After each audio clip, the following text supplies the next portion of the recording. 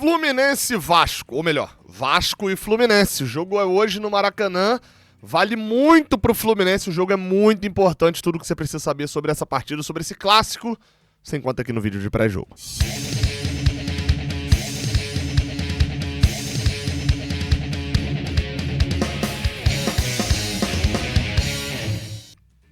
Seja bem-vindo, você guerreiro de todo o Brasil, de todo mundo, aqui é o canal Raiz Tricolor, eu sou o Gabriel Amaral, sou jornalista e sou tricolor, deixa o like aqui embaixo, se inscreve aqui no canal e vamos embora pra gente poder falar nesse pré-jogo de Vasco e Fluminense, 29ª rodada do Campeonato Brasileiro, pro Fluminense ainda é a 28ª rodada do Campeonato Brasileiro por conta do jogo entre Fluminense e Ceará, que foi adiado e ainda não foi realizado. Jogo no Maracanã às 7h30 da noite, hoje é segunda-feira, né? Mas é feriado para a maior parte das pessoas que trabalham ali em comércio, né? Dia do comércio, então para muita gente acaba sendo feriado. 7h30 da noite, transmissão da partida será feita em TV aberta, né? Pela Record, pela Cazé TV e também pelo Premier, tá? O jogo às 7h30 da noite, a nossa transmissão, estarei diretamente do Maracanã narrando esse jogo com a nossa super equipe que você já está acostumado a acompanhar. 5h30 da tarde a gente está ao vivo já direto do Maracanã com todas as informações de Vasco e Fluminense, diretamente do estádio jornalista Mário Filho. Cara, vamos lá, a arbitragem da partida será feita pelo senhor Wagner do Nascimento Magalhães, árbitro carioca, né, da Federação Carioca, e que já apitou um Fluminense Vasco nesse ano. E a CBF tá de sacanagem. Num campeonato tão problemático, num campeonato em que a arbitragem tá sendo tão falada, tão comentada, a gente vai ter apitando um clássico do Rio de Janeiro, um árbitro que, nesse Campeonato Brasileiro, desde julho não apita nenhum jogo da Série A. Apitou final de Série A2 entre Bangu e São Gonçalo. Apitou rodadas de Série B do Brasileirão. Apitou Remo e América Mineiro. E um árbitro que dentro do Brasileirão inteiro ele apitou Fortaleza e Red Bull na rodada 17 lá em julho.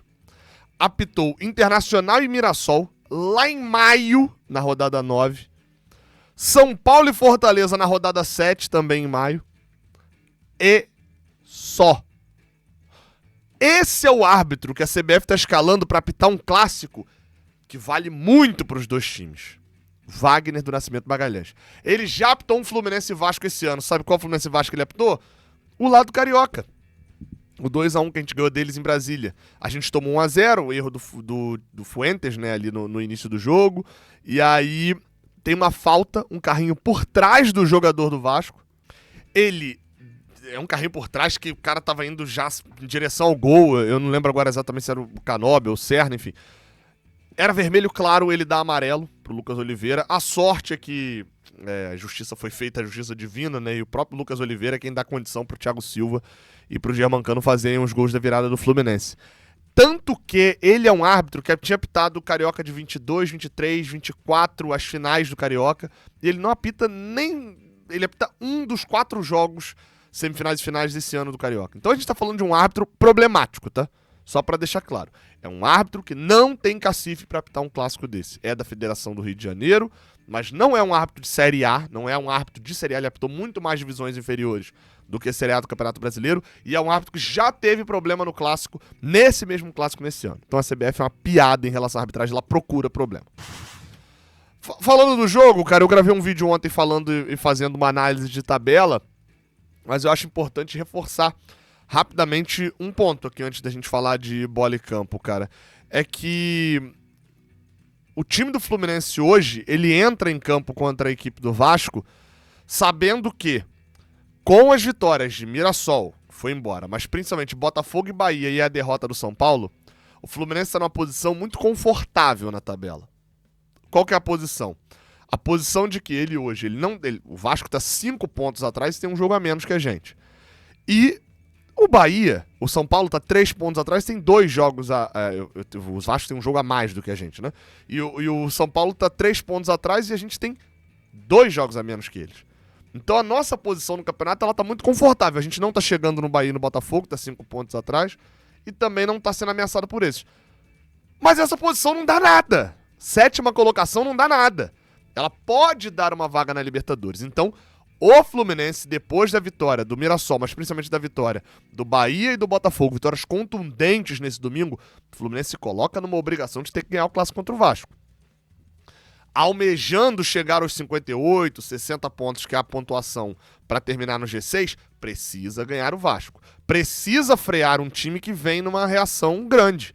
O Vasco dos últimos... Se você pegar o retorno, né, as últimas 10 rodadas ali, para ser mais preciso, o Fluminense é o time com a maior sequência atual de invencibilidade, porque o jogo que a gente perdeu é contra o Mirassol lá do primeiro turno, então isso não vale tanto, né? Mas o Fluminense vem a 5 jogos sem perder no Campeonato Brasileiro, a 5 rodadas, melhor dizendo, sem perder. Ninguém nas últimas 5 rodadas não perdeu, assim como o Fluminense, mas novamente, esse dado interfere pouco, porque a gente perdeu pro Mirassol um jogo atrasado. Mas se você pega as últimas 10 rodadas, ou a classificação do retorno, considerando que a gente está chegando na 10ª rodada do retorno, a 11ª agora, né? O Vasco está em 5º. O Fluminense, por exemplo, é 6º. A campanha é igual, tá? Se você está criticando a campanha do Fluminense no Brasileirão, saiba que a campanha do Vasco é igual. Só que o Vasco fez 9 gols a mais do que a gente.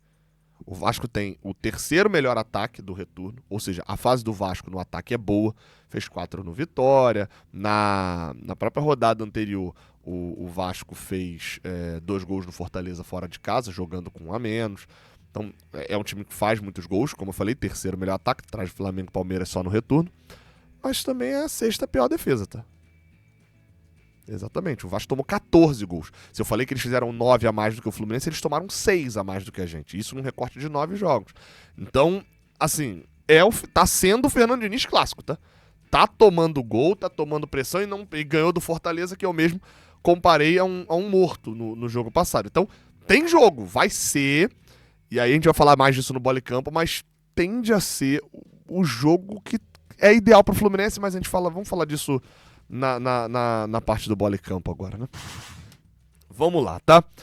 Bola e Campo, a gente aqui fala e mostra a escalação provável do Fluminense e a escalação provável do Vasco.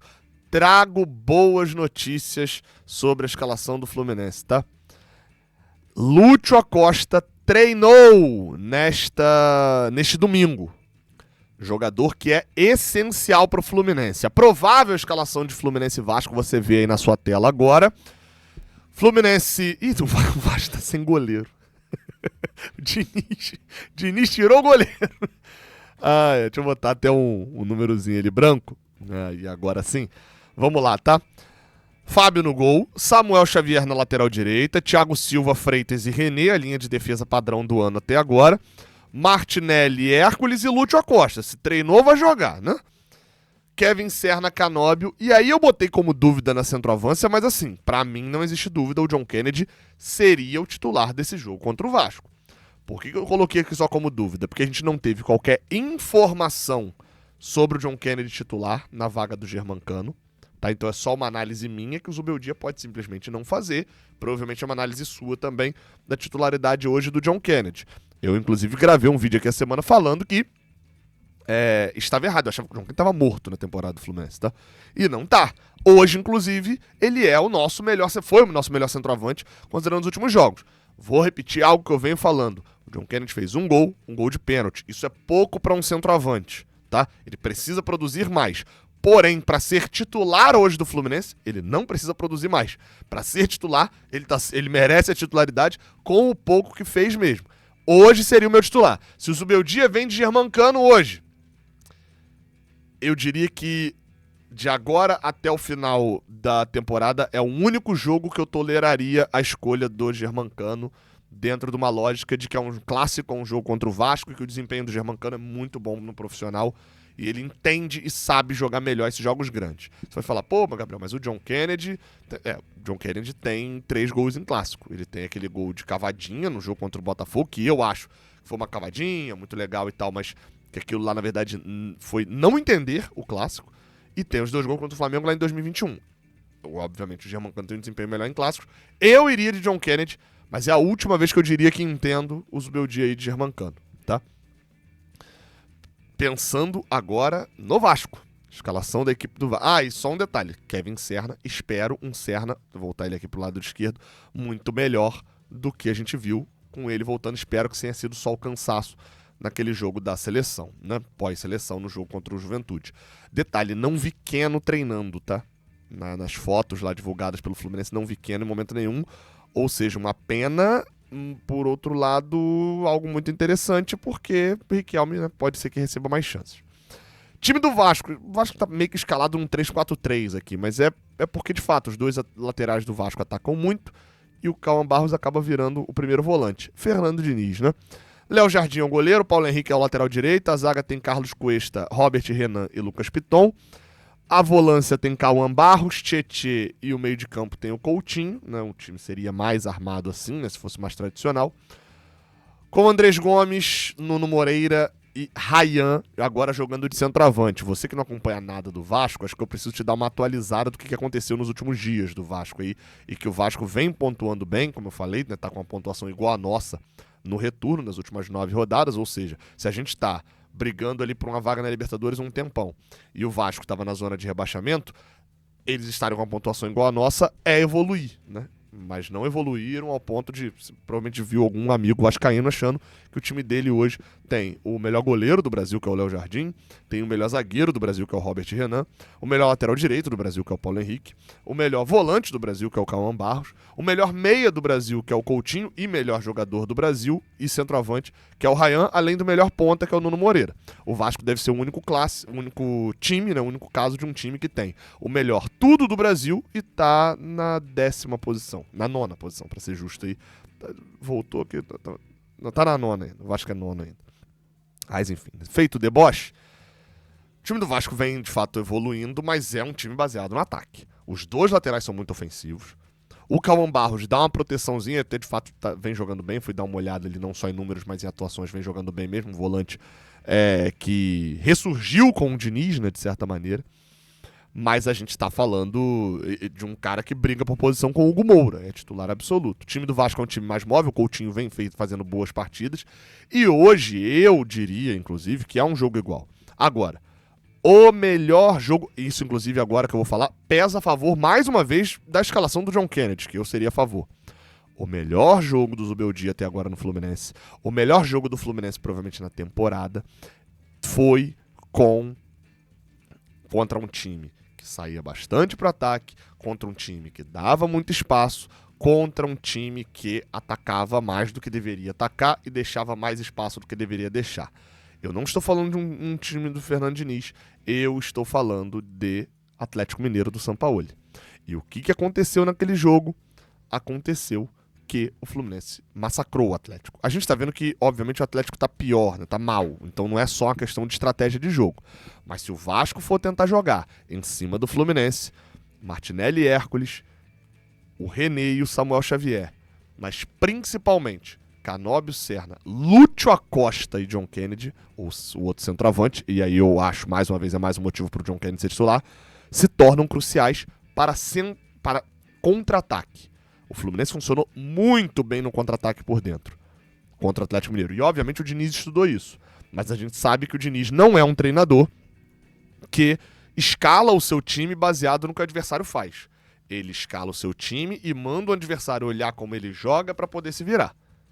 Então, é um treinador mais difícil de você mudar a cabeça dele. Então, isso pra gente é algo muito positivo, né, para esse jogo. Por quê? Porque, pra gente, o melhor futebol encaixa justamente com o jeito deles jogarem. Eles tomam muito gols, mas fazem muitos gols. E aí a gente vai precisar ter uma atenção. O Ryan, que foi o cara lá que fez a letra C e debochou, ele deve estar babando pra fazer um gol contra o Fluminense. Sem dúvida nenhuma. E ele é um jogador de boa bola aérea, ataca muito bem a bola, virou centroavante, tá? De fato, o Verratti tá barrado, tá no banco. Abriu espaço no ataque para a chegada de um Coutinho melhor. Então a gente vai ter que ter muita atenção. É um jogo, esperar num jogo de muitos gols, tá? Na KTO, a minha recomendação seria vitória seca do Fluminense. Curiosidade, tá? Abriu o mercado, logo assim, depois dos jogos da rodada passada, e o Vasco tava pagando menos que o Fluminense. O Fluminense pagava 2,6, o Vasco pagava 2,5. o mercado se regulou com favoritismo pro Fluminense, tá? O Fluminense tá pagando 2,5, Vasco 2,95. Uma vitória ou empate do Fluminense, porque na aposta aqui eu sou mais, né, eu sou aquele mais resguardado. Vitória ou empate do Fluminense. E colocando mais de 2 gols e meio no jogo, ou seja, o jogo tendo mais de 3 gols ou mais, né? Oferece uma aposta dupla com uma odd de 3,45, mas a KTO tem um negócio chamado ganho aumentado, 10%, então vai para 3,70. Eu vou botar R$25 nisso. Eu já fiz uma aposta utilizando a chance extra da outra minha que não bateu, né, do meio de semana. Eu tinha chance extra e utilizei, que é algo sempre bom para você se cadastrar lá na KTO. Então, aproveite. Meu navegador reiniciou, vou ter que colocar aqui de novo. Mas aproveita lá na KTO, lembrando que é para maior de 18 anos. Faz o seu cadastro, dá essa confiança aí, que muita gente aí sempre manda mensagem. Pô, como é que eu posso ajudar? Não tem ali, não veja as lives para mandar um pix, alguma coisa? Se cadastra lá, você já vai estar ajudando bastante indo pelo nosso link, beleza? Então é isso, galera. A partir de 5h30 da tarde a gente está ao vivo para um grande clássico. Um apelo público, tá? Fica aqui o registro negativo. A última informação que a gente teve era que dos cerca de 30 mil ingressos foram vendidos para a torcida do Vasco e 9 mil ingressos foram vendidos para a torcida do Fluminense, tá? Enfim, uma pena nesse ponto. Na verdade, só para deixar mais exato, tá? 48 mil ingressos foram vendidos pro jogo, tá? 27 mil ingressos para sócios do Vasco, mas mais precisamente 38 mil ingressos para a torcida do Vasco e 9 mil ingressos para a torcida do Fluminense. Enfim, né? Não vou falar muito aqui sobre torcida, não. Eu só posso dizer o seguinte: grandes clássicos que eu vivi no Maracanã tiveram uma torcida menor do Fluminense. É aquele famoso poucos vêm. Os grandíssimos clássicos que eu vi, o 2-0 no Carioca de 2022, a própria vitória de 4-1 também tinha um grande público tricolor, mas menor do que poderia ter depois da derrota de 2-0 na ida. A vitória também contra o Vasco, algumas vitórias contra o Vasco. Enfim, né? Fazer o quê? Maracanã vai estar dividido. Vamos torcer para dar tudo certo pra gente. Se inscreve, deixa o like, tamo junto, até a próxima, valeu.